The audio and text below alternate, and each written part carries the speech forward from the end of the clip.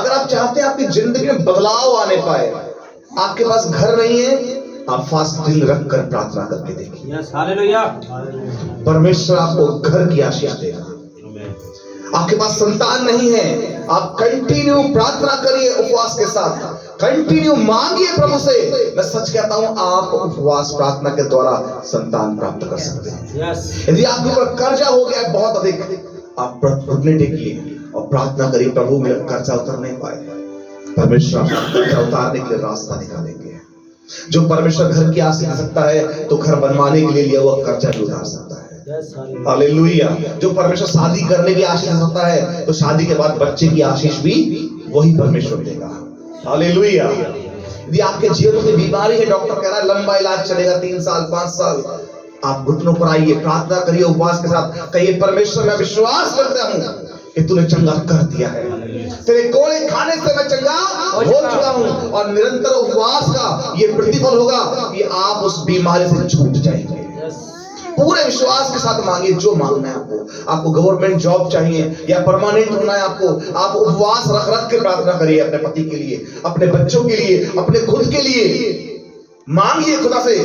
ये जंग है, आपको पता है कलाम में लिखा है यूहन्ना बपतिस्मा देने वाले के दिनों से अब तक स्वर्ग के राज्य पर जोर होता आया है, बलवंत से छीन लेते हैं। कहीं पढ़ा आपने शायद को, यूहन्ना की पुस्तक में लिखा है यूहन्ना बपतिस्मा देने वाले के दिनों से लेकर अब तक स्वर्ग के राज्य में जोर होता आया है। जो बलवान होते हैं वो उसे छीन पाते हैं। इस आयत का अर्थ समझते हैं आप? परमेश्वर के राज्य में रखी हुई आशीषें आपकी हैं, चंगाई, छुटकारे, ब्लेसिंग्स सब आपके लिए है। आप देश विदेश घूमना चाहते हैं, आप आशीष पाना चाहते हैं बच्चों की, आप घर बनवाना चाहते हैं, आपको चाहते हैं मेरे बच्चे बड़े बड़े पौधों में जाकर बैठे हैं। कलाम कहता है बलवान उसे ले पाएगा। कौन बलवान? शारीरिक नहीं, आत्मिक रूप से जो बलवान होगा। हालेलुया। जो आत्मा में बलवान हो जाता है वो कैसे बनेगा बलवान? अरे शरीर में बलवान होने के लिए दुनिया बताती है सेब खाओ, केले खाओ, बादाम खाओ, जिम जाओ, पहलवानी करो, शरीर हष्ट पुष्ट हो जाएगा। ठीक बात है, हो जाता है, लेकिन आत्मा में बलवान होने के लिए क्या करेंगे आप? आत्मा में उल्टा है इसका। आत्मा में बलवान होने के लिए भूखे रहना पड़ेगा। हालेलुया। आत्मा में बलवान होने के लिए शांत रहना पड़ेगा। आत्मा में बलवान रहने के लिए जिम जाने की जरूरत नहीं है। आत्मा में बलवान होने के लिए वचन में ताकत लगानी पड़ेगी, आपको घुटनों पर मेहनत करनी पड़ेगी। हालेलुया। आत्मा में बलवान होना है, फास्टिंग के साथ प्रार्थना करिए, सुबह उठकर 3 बजे 4 बजे प्रार्थना करिए, आप आत्मिक रूप से बलवान होंगे।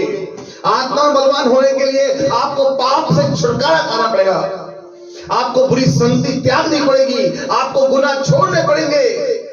मेरे प्रिय भाई बहन, आत्मा में सामर्थ्य होना है ना, तो कैरेक्टर मांगता है अपना। क्या मांगता है? कैरेक्टर, चरित्र मांगता है आपका। प्रभु कहता है चरित्र के साथ प्रार्थना कर। लंबी प्रार्थना करनी नहीं पड़ेगी, तो बोलेगा टच होली स्पिरिट, यीशु के नाम में काम हो जाएगा। हालेलुया।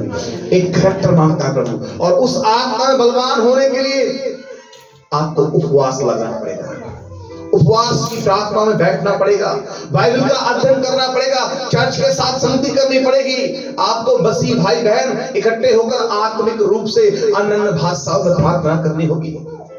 आपको खुदा के लोगों के साथ बैठना पड़ेगा, संगति में एक होना पड़ेगा, वचन पढ़नी पड़ेगा आपको रात और दिन। कलाम में लिखा है, गिनती उसके 6 अध्याय में, रात और दिन क्या कर? अपने बच्चों को ये सिखाया कर। यहोशू 1:8 में लिखा है, व्यवस्था की यह पुस्तक तेरे चित्त से उतरने ना पाए, दिन और रात इसी में ध्यान रखना, तब तेरे सारे काम सफल होंगे। हम अपने कामों को सफल कराने के लिए बहुत कुछ करते हैं। आज संसार के लोग, बाबा जी हमारा काम सफल नहीं हो रहा है, हमारा बिजनेस ठप पड़ा है, हम क्या करें? कोई उन्हें टोटका करके देता है, कोई उन्हें मंत्र बता देता है, कोई उन्हें ताबीज देता है, कोई बोलता है मसानी की राख ले आओ, खिला दो, ऐसा हो जाएगा। वशीकरण कर देते हैं, चुटके टोले करते हैं दुनिया में लोग अपने काम सफल करने के लिए, लोगों को बलि चढ़ा देते हैं। परमेश्वर कहता है कुछ करने की जरूरत नहीं है, परमेश्वर के वचन को पढ़ो, रात और दिन तुम्हारे सब काम सफल होंगे। हालेलुया।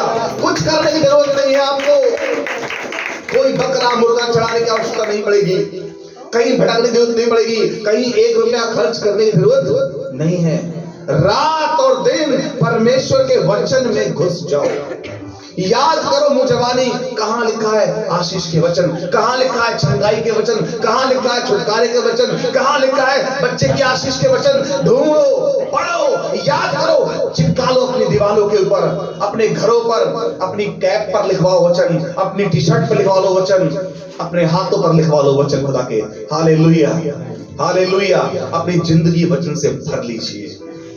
उसके लिए उपवास प्रार्थना में बैठना शुरू करिए। हालेलुया। मांगिए, प्रभु मेरे मन के अंदर बेचैनी रहती है, वचन पढ़ते ही मुझे नींद आती है, प्रभु चर्च जाने का मेरा मन नहीं करता है। प्रभु कहता है फास्टिंग रख के आ, देख तेरा मन करेगा। हालेलुया। जिन्हें नींद आती है वो फास्टिंग रख रख के दुआएं करें अपने लिए, प्रभु मुझे नींद ना आए प्रार्थना में। जो वचन नहीं पढ़ पाते वो फास्टिंग रख कर प्रार्थना करें, प्रभु वचन पढ़ने की ताकत देगा आपको, याद करने की ताकत देगा आपको। मेरे प्रिय भाई बहन, जिस जिस व्यक्ति ने प्रार्थना किया है वचन के साथ, फास्टिंग के साथ, उसके जीवन में काम हुआ है, पूरा बाइबल भरा हुआ है। मेरी अपनी जिंदगी बहुत सारे एक्सपीरियंस है, मैं आपके साथ शेयर कर सकता हूं फास्टिंग प्रार्थना का। 2013 में मेरी वाइफ को यूट्रस कैंसर हुआ। आपको मालूम, डॉक्टरों ने कहा बिना रिमूव करे ये बचेगी नहीं, मर जाएगी। मैंने 40 डेज फास्टिंग में चला गया। मैंने, परमेश्वर तू मेरे लिए काम करने वाला खुदा है, असंभव को संभव करने वाला परमेश्वर है। 28वें दिन परमेश्वर ने प्रार्थना का जवाब दिया। 28वें उपवास में मैं बरेली आया और पत्नी को चेकअप कराया दोबारा। मैंने सारी कैंसर गायब हो चुकी है इस प्रोग्राम में। आज तक मेरी पत्नी आपके सामने है। अगर उस वक्त यूट्रस निकलवा दी होती तो आज ये बेबी कहां से आता है। हालेलुया। परमेश्वर ने उसका जवाब दिया उपवास प्रार्थनाओं का। आपको मालूम, जो घर मेरी वाइफ का है इन दिनों तिरुपति विहार कॉलोनी के अंदर, उस घर को लेने से पहले 40 डेज मेरी वाइफ ने 11-12 साल की उम्र में 40 फास्ट रखे थे। लोग ताने मारते थे उनको कि तुम बंजारों की तरह कभी यहाँ कभी वहां किराए पे भागते फिरते हो, अच्छा कमाने के बावजूद भी मम्मी तुम्हारी इफको में नौकर है, फिर भी तुम ऐसे भागते फिरते हो, कभी नंसाल में पड़ जाते हो। लोग ताने मारते थे उनको। 40 दिन लगातार मेरी वाइफ ने फास्टिंग किया। उन्हीं दिनों में टीवी पर एक ऐड आया कि नई कॉलोनी कट रही है। ये और उनके भाई दोनों मिलकर गए, माँ बाप से बगैर पूछे वहां पहुंच गए। उस प्लॉट के लिए प्रार्थना किया, परमेश्वर दे दे हमें। आज वो घर उनके नाम पर है। Hallelujah, hallelujah. जो आप प्रार्थना में मांगेंगे विश्वास के साथ, सब आपको दिया जाएगा। भाई देवेंद्र का घर जो यहाँ पर आप देखते हैं, ये उपवास प्रार्थनाओं का नतीजा है। 40 दिन कंटिन्यू उन्होंने प्रार्थना किया इस घर को बनाने के लिए, जमीन लेने के लिए। कितनी गवाहियां आपको दी जाए। बाइबल में तो बहुत गवाहियां हैं, हमारी जिंदगियों में बहुत गवाहियां हैं मेरे भाई बहन। जब भाई देवेंद्र के बेटे को प्रॉब्लम हुई तब उपवास प्रार्थना की गई, प्रभु ने बिना इलाज के चंगा कर दिया। हालेलुया। घर को बनाने के लिए परमेश्वर ने दिया। प्रभु कुछ भी करने के योग्य है। आज जिस घर में आप बैठकर प्रार्थना कर रहे हैं मेरे प्रिय भाई बहन, ये उपवास प्रार्थनाओं का नतीजा है। हमने उपवास प्रार्थनाओं में मांगा परमेश्वर से, प्रभु तो हमें दे। प्रभु ने कहा मैंने तुझे दे दिया। हालेलुया। जब आप मानते हैं आपको मिलता है। मेरा बेटा छोटा वाला सियोन 12 साल के बाद प्रभु ने दिया। आपको मालूम हमने कितनी प्रार्थना इसके लिए की। हमने परमेश्वर 2 बार शैतान ने हमारे बेटे को आने से रोक दिया। मेरी वाइफ का मिसकैरेज हो गया। कई लोगों ने इल्जाम लगाया पादरी होकर तो ऐसा कैसा हो गया, जरूर पाप किया होगा। मैं कहा प्रभु तू जानता है पाप किया है नहीं किया है, लेकिन प्रभु मैं जानता हूं तू निश्चय देगा। हमने फिर उपवास प्रार्थनाएं करी, फिर प्रार्थनाएं करी और परमेश्वर ने उसका प्रतिफल हमें दिया है। Hallelujah, hallelujah. अगर आपकी जिंदगी में कोई रुकावट है तो वो केवल आप हैं।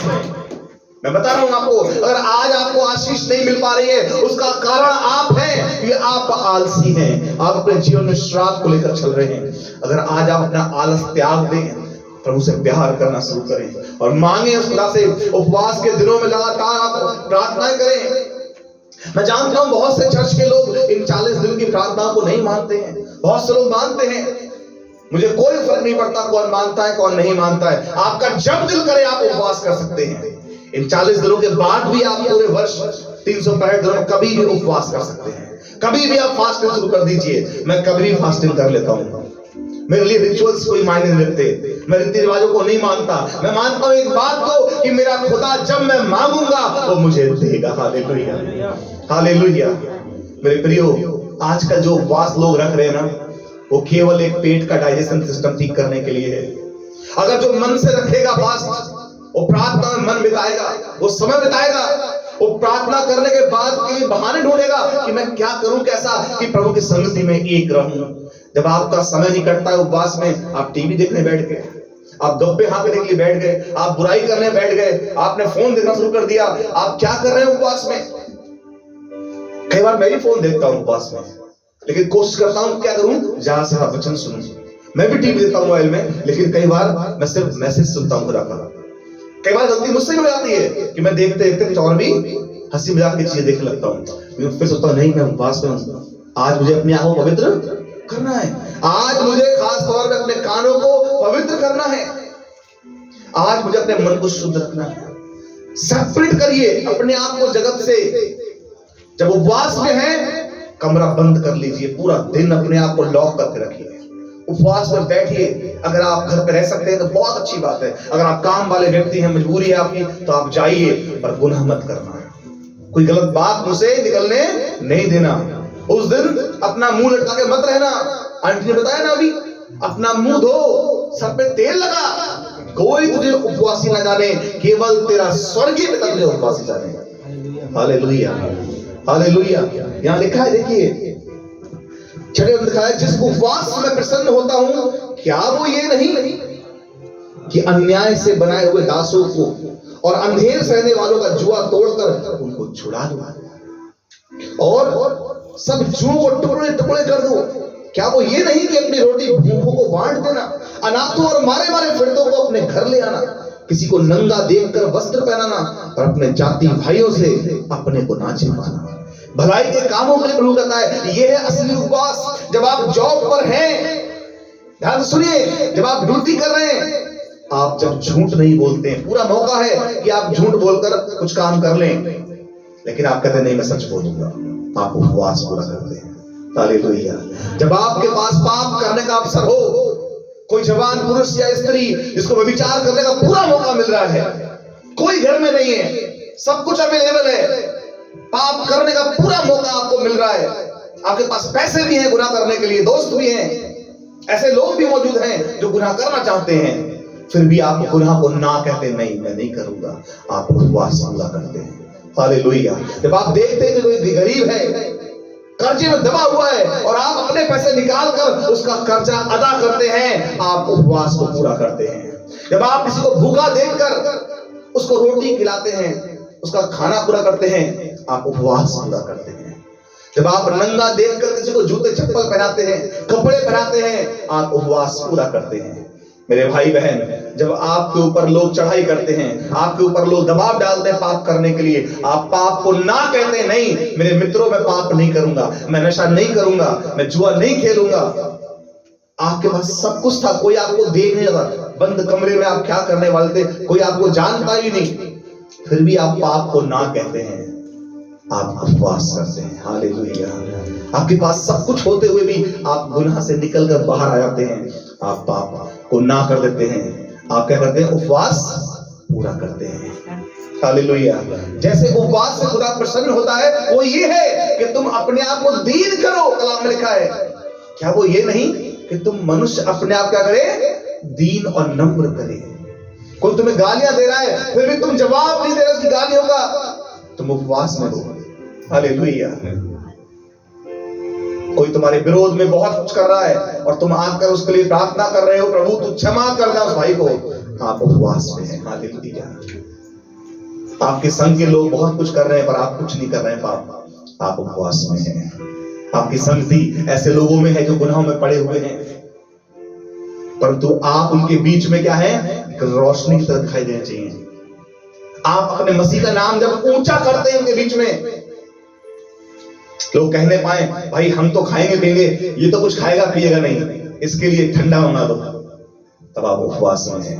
लोग कहने पाए, गवाही दें भाई ये झूठ नहीं बोलता, हम लोग अपना काम कर लेते हैं पर ये सच बोलता है, तब आप उपवास में हैं। आप क्या कर रहे हैं? उस खुदा के नाम को महिमा दे रहे हैं। लोग गवाही देंगे कि भाई ये नहीं करेगा, हम तो कर लेंगे। मेरी बात समझ में आ रही है आपको? कोई भी गुनाह जब आप नहीं करते हैं, अन्य जातियों के सामने अपने खुदा का नाम ऊंचा करते हैं, आप उपवास पूरा करते हैं।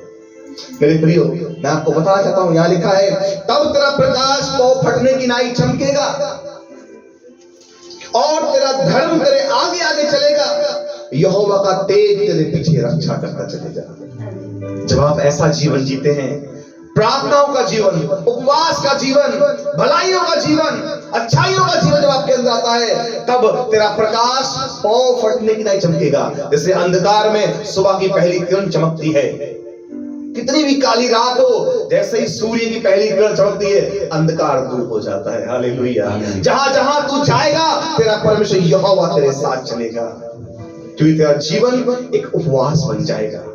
तेरा जीवन क्या बन जाएगा? एक प्रार्थना का जीवन बन जाएगा। एक प्रार्थना का योद्धा बन जाने के बाद आप आत्मिक आशीष पा सकते हैं। जो बात मैंने पहले कही कि बलवंतों से छीन लेते हैं, तब आप छीन पाएंगे, हर उत्तम वस्तु को अपने लिए खींच पाएंगे। हालेलुया। स्वर्ग में रखा हुआ बच्चे की आशीष आपका करैक्टर मांग रही है। आज उपवास प्रार्थनाएं मांग रही है। आप उपवास के साथ प्रार्थना करिए, ईमानदारी का जीवन जिए, आपको बच्चे की आशीष स्वर्ग देगा ही देगा।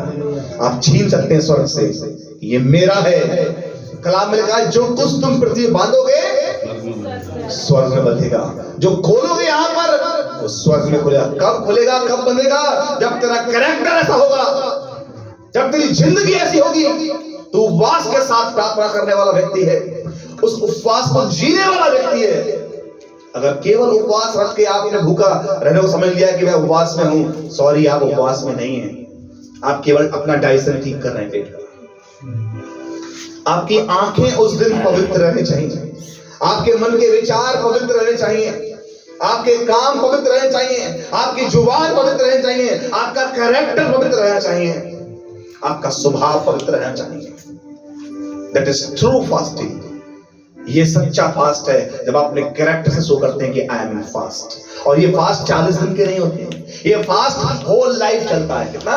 पूरे जीवन चलने वाला फास्ट है ये अनोखा फास्ट है जो यीशु मसीह ने रखा था, पता है आपको? Till the death. यीशु ने अपनी मृत्यु के दिन तक क्षमा किया लोगों को। हालेलुया। उसने कहा, हे पिता, ये नहीं जानते कि क्या करते हैं, इन्हें क्षमा कर। उसने क्रूस पे चढ़े हुए डाकू को कहा, आज ही तू मेरे साथ स्वर्गलोक में होगा। ये था ट्रू फास्टिंग। उसने सच्ची फास्टिंग करके दिखाई। हालेलुया। 40 दिन रात वो जंगल में शैतान के द्वारा परीक्षा में पड़ा, परीक्षा में पास भी हुआ, लेकिन असली फास्टिंग उसके बाद फिर शुरू होती है।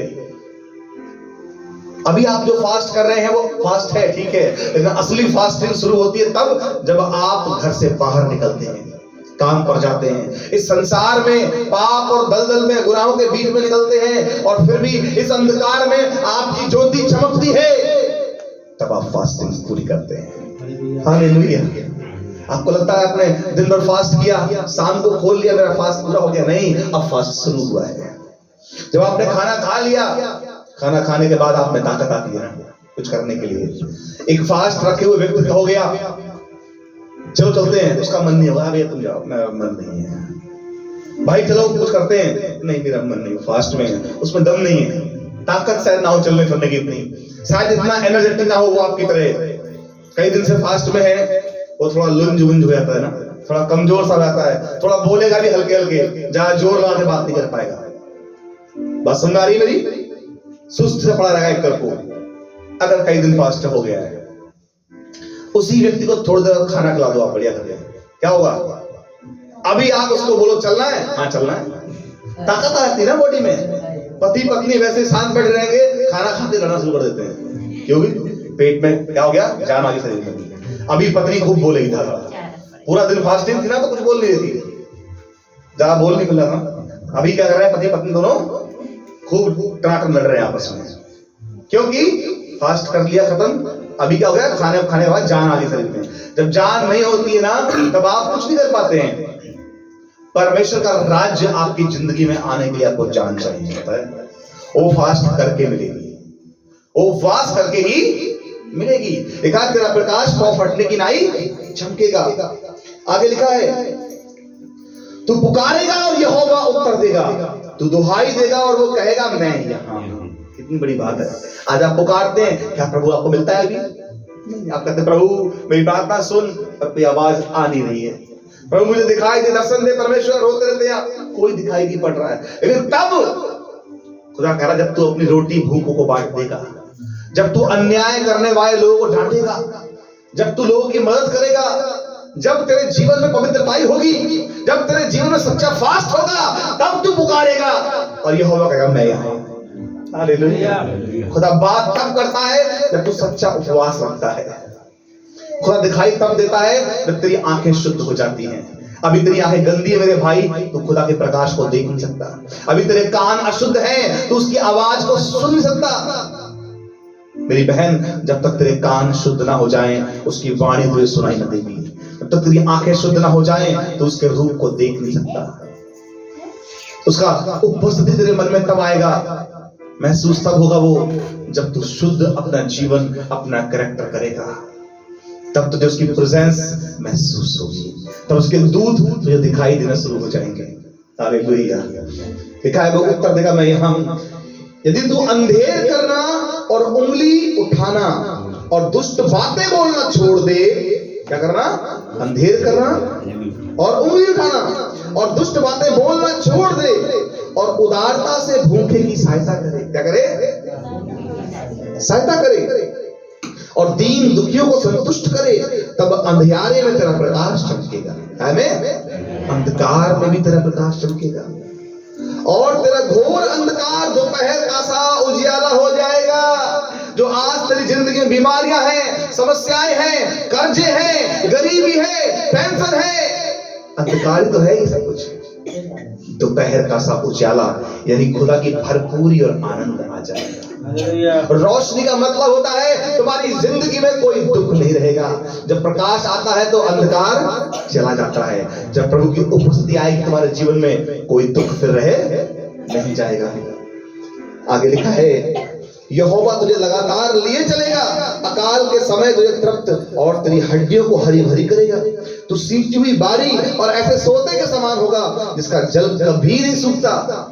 एक ऐसा सोता परमेश्वर आपको बना देगा जिसका जल कभी खत्म नहीं होगा। आपका बैंक अकाउंट कभी खत्म नहीं होगा, आपके पॉकेट के पैसे कभी खत्म नहीं होंगे, आपके घर का राशन कभी खत्म नहीं होगा, आपके घर के रखी हुई कोई वस्तु पूरी तरह समाप्त नहीं होगी। आप नया ले आएंगे और पुराना खाते रहेंगे। हालेलुया। जब आप पढ़ते हैं ना आज्ञा पालन की आशीषें, व्यवस्था उसके 28 अध्याय में वहां लिखा है प्रभु तुझे इतना देगा, हर चीज में आशीष करेगा कि तुम नया ले आओगे और तब भी पुराना खाते रहोगे। इतनी आशीषें बरकतें खुदा अपने लोगों को देता है। आगे लिखा है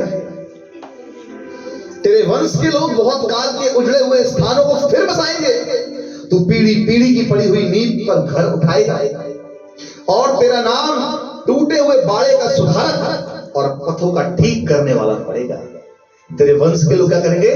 उजड़े हुए स्थानों को फिर बसाएंगे। प्रभु तुम्हारे द्वारा पूरे पूरे नगर बसवाएगा, रास्तों को ठीक करवाएगा, तुम्हारे नाम पर रास्तों के नाम पड़ेंगे। कितनी आशीषें हैं प्रभु की। आज आप देखते ना कई लोगों के नाम होता है इस राजमार्ग पे नाम पड़ा हुआ उसका, ये कौन सा मार्ग है, ये कौन सा रोड है, ये एमटी रोड है, ये जीटी रोड है। समझ में आ रहा आपको? उनके नाम पर रोड है। प्रभु कहता तुम्हारे नाम पर होंगे, पूरे पूरे नगर होंगे। ऐसी बरकतें आशीषें खुदा देना चाहता है। क्या आप लेने के लिए तैयार हैं? आप जानते हैं जब आप उपवास करते हैं तो कभी मुंह चटकाइए। मत्ती की पुस्तक 6 अध्याय में लिखा है जब तू उपवास करे तो कपटियों के समान ना करना। वो मुंह बनाए रहते हैं, उन्हें कोई उपवास जाने हमारा आज फास्ट है, कुछ खाते नहीं। आपका चेहरा एकदम चमकता होना चाहिए, अच्छे से नहाओ, धो, बालों में ऑयल लगाओ, चेहरे पे अच्छा लगा करो, बढ़िया सुंदरता लाओ, आपके चेहरे में मुस्कान होनी चाहिए। कोई और आपको उपवासी न जाने, केवल आपका परमेश्वर उपवासी जाने, तब तू बड़ा प्रतिफल पाएगा। हालेलुया। आप जानते हैं बाइबल के अंदर इतने सारे उदाहरण हैं उपवास प्रार्थना के कि लोगों ने जब जब उपवास किया बड़ी बड़ी समस्याओं से छुटकारा पाया। आपको मालूम जब परमेश्वर से बात करने के लिए मूसा गया। 40 दिन और 40 रात उसने कुछ नहीं खाया। प्रभु ने कहा, देख इजरायली हड्डी जाती है, मैंने नाश कर दूंगा। मूसा औंधे मुंह पड़ा रहा। प्रभु नहीं, उन्हें मारना नहीं। प्रभु इन लोगों के पाप गुनाह को क्षमा कर दे, या तो मेरा नाम जीवन की पुस्तक से काट दे। मूसा उनके पाप क्षमा कराने के लिए रात और दिन घुटनों पर पड़ा रहा। एक व्यक्ति दूसरों के पाप क्षमा कराने के लिए 40 दिन का फास्ट कर रहा है, उसका नाम कौन है? मूसा। पवित्र वचन खुदा ने उसको दिया लिखकर, आयतें लिखकर दी, 10 आज्ञाएं उसको दी, नियम और विधि दिए, और खुदा ने मूसा को पता है एक अच्छा चरवाहा बनाया। हालेलुया। दाऊद ने पता है प्रार्थना किया उपवास के साथ। कब कब? जब जंगल में भागा भागा कर रहा था वो, जब शाऊल उसे मार रखा था, जब उसके बेटे ने राज्य छीन लिया, जब उसका अपना बेटा मरने में था, तब वो उपवास कर रहा था। परमेश्वर ने दाऊद के पापों को क्षमा किया, दाऊद की रक्षा की, दाऊद को राज्य दिया। कब? जब उसने उपवास प्रार्थनाएं करी। उपवास का कितना महत्व है पता है? जब अय्यूब ने उपवास प्रार्थनाएं शुरू करी, उसको 2 गुनी आशीष मिली। सब कुछ तो चला गया था, वो फिर से उसे मिल गया। जब दानियल ने प्रार्थना किया, आपको मालूम, परमेश्वर ने उसके लोगों को बाबुल से निकलने का समय बता दिया कि 70 साल पूरे होने पर हैं, तुम गुलामी से आजाद हो जाओगे। जब उपवास प्रार्थना व्यक्ति करता है तो बड़ी सामर्थ्य उसे मिलती है। प्रभु फ्यूचर के बारे में बताता है, भविष्य में क्या होने वाला है।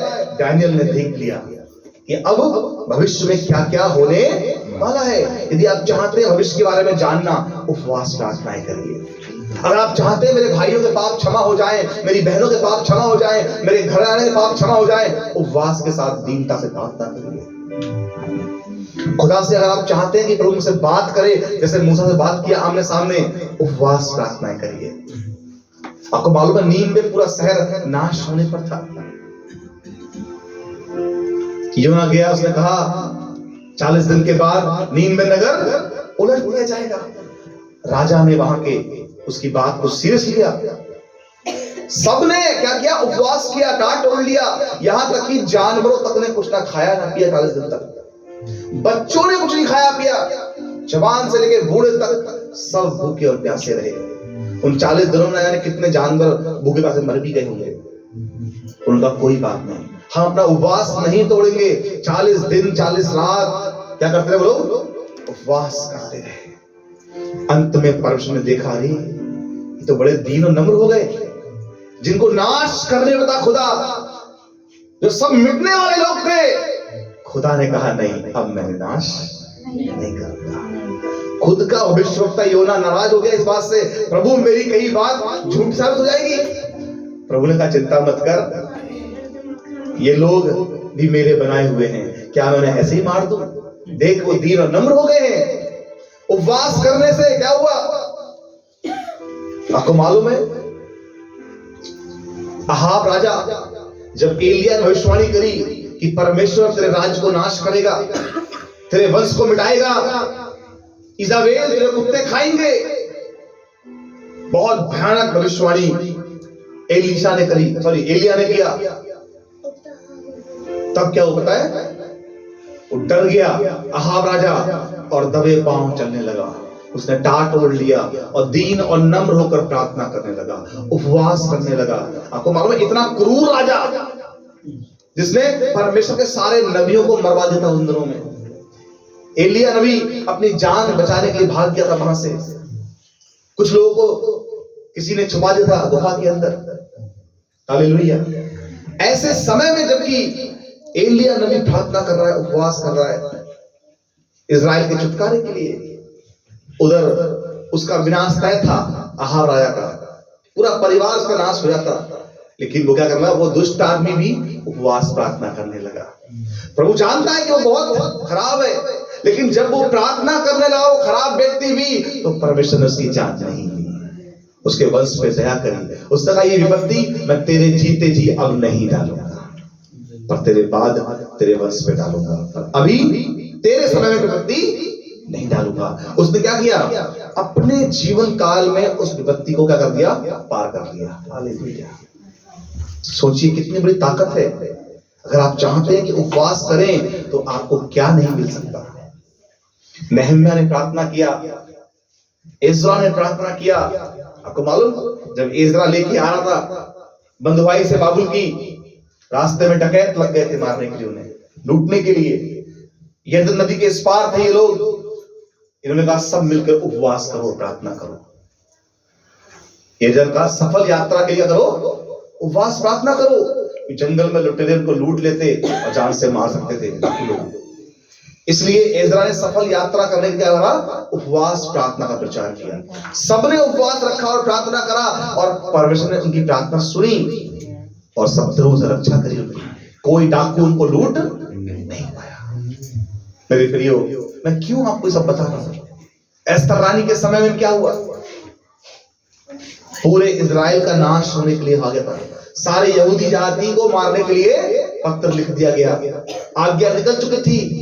हामान ने क्या किया? गद्दारी करी कि पूरी यहूदी जाति नाश हो जाए। एस्तर रानी ने 3 दिन 3 रात उपवास किया। मौद्रके ने और तमाम उसके यहूदी भाई बहनों ने उपवास करना शुरू कर दिया। उसका परिणाम क्या हुआ? प्रभु ने हामान को ही, जो नुकसान पहुंचाने वाला था, उल्टा उसी के घर में फांसी के फंदे पे चढ़ाया गया। प्रभु ने उसके शत्रु को नाश कर दिया और यहूदी लोग क्या कर रहे? पुरीम का पर्व मनाने लगे, खुशी और आनंद मनाने लगे कि जिस दिन उनकी हानि होनी थी उस दिन उन्होंने दुश्मनों की हानि करी और वो जयवंत हुए। हालेलुया। ये ताकत है फास्टिंग की। आपको मालूम है, एक विधवा औरत थी, हन्ना नाम था उसका। जब यीशु का जन्म हुआ और यीशु को लाया गया मंदिर में, 84 वर्ष की थी वो, विधवा थी। और कलाम में लिखा है वो परमेश्वर के भवन को छोड़ती नहीं थी। उसने यीशु को गोद में लिया। वो इसीलिए जिंदा थी कि वो उद्धारकर्ता को देखना चाहती थी। हालेलुया। लिखा है निरंतर वो उपवास और प्रार्थना करती रहती थी। जब आप नए नियम में और जाएंगे फिर तो काम पुस्तक में, वहां लिखा है बरनबास और पौलुस को पवित्र आत्मा ने कहा अलग करने के लिए, जब वे उपवास और प्रार्थना कर रहे थे। मंडली के बीच में से कहानी आई, जब उपवास प्रार्थना का दिन हुआ तो पवित्र आत्मा ने कहा बरनबास और पौलुस को मेरे लिए अलग कर लो, ये मेरे लिए काम करने वहां जाएंगे, प्रचार करने के लिए। हालेलुया। जब आप उपवास प्रार्थनाएं करते हैं तो चेलों का चुनाव होता है, लीडर्स का चुनाव होता है, योजनाएं खुदा की प्रकट होती है, कौन काम करने वाला है कौन नहीं।